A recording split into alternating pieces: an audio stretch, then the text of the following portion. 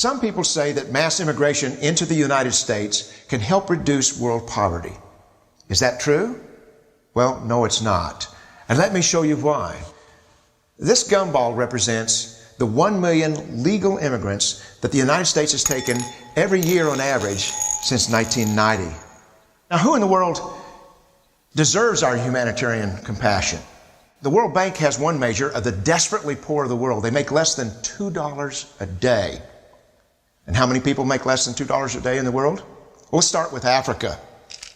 In Africa alone, there are 650 million people who make less than $2 a day. 650 million. And in India, another 890 million people, desperately poor. China adds another 480 million people, making less than $2 a day. And unfortunately, the rest of Asia has a heartbreaking 810 million people who the World Bank says make less than $2 a day. And finally, there's 105 million of Latin America's population that are desperately poor. All told, the World Bank says there are 3 billion people in the world. 3 billion people who are desperately poor, making less than $2 a day. That's 3,000 gumballs. And every year, we take 1 million and suggest that we've somehow made a humanitarian difference. Of course, we don't pull our immigrants from these desperately poor populations, do we? These people are too poor, too sick, too disconnected to make it here as immigrants. We tend to pull our immigrants out of the better off poor of the world. And Mexico tends to define the type of immigrant that we bring here because the plurality of people come from Mexico. And Mexico is poor. How many people in the world live in countries that have average incomes lower than that of Mexico? And the World Bank tells us that that number is these 3 billion plus another 2.6 billion people. 5.6 billion people in the world who live in countries with average incomes below that of Mexico.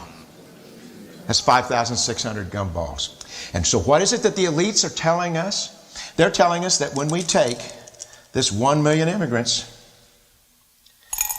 that we somehow or another are tackling world poverty. And we have to do it regardless of the effect on our unemployed, the working poor, the most vulnerable members of our society, regardless of the effect on our natural resources.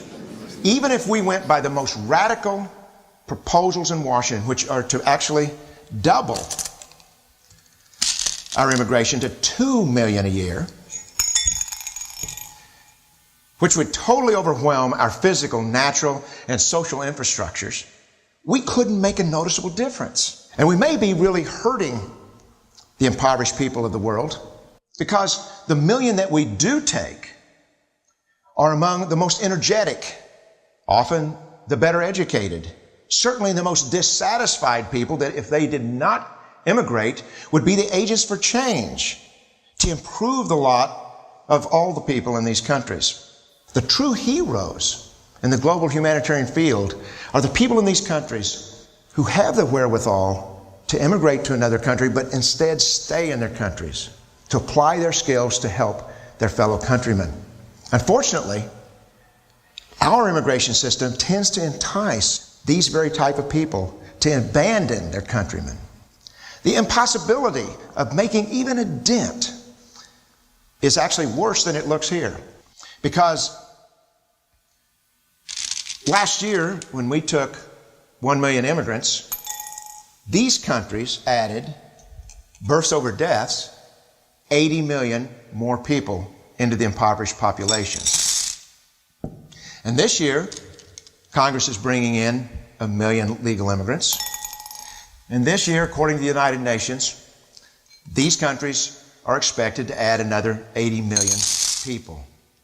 And next year, you can be quite sure that Congress, unless stopped by the American voters, will bring in another 1 million immigrants. And these countries, unfortunately, will be adding another 80 million people. into these impoverished nations. We could take 5 million a year, but we'd never get ahead of what's happening in these countries. Not in this century. Don't you see? Immigration can never be an effective or significant way to deal with the suffering people of the world.